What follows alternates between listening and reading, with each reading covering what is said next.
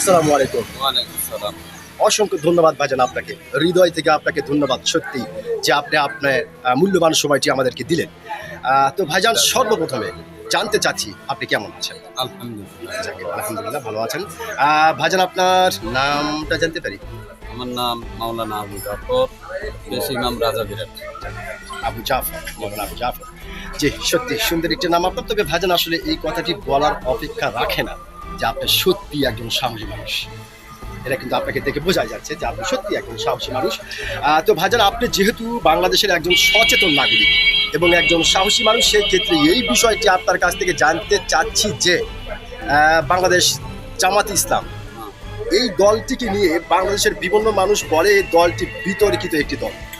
আবার অনেকেই বলে যে একমাত্র জামাত ইসলাম এমন একটি দল যে দলটি বাংলাদেশের মানুষের কথা ভাবে। তো ভাইজান আসলে এই দলটি সম্পর্কে আপনার ধারণা কি? এটা নিরীহ, নিপীড়িত, নির্যাতিত জি, এই শ্রেণীর ব্যক্তিদের জন্য সে ঢাল তরোয়ার হয়। কারণ এই দলটা অত্যন্ত জি, জি, জি, সাহসিকতা, মানুষের মন মস্তিষ্ককে উৎফুল্ল করে দেওয়ার একটা জি, জি, একটা দল। জি, জি, এই দল আগামীতে যদি আল্লাহ পাক এই দলকে টিকে রাখে, এই দলের প্রেক্ষিতে ইসলাম কায়েম হওয়া সম্ভব।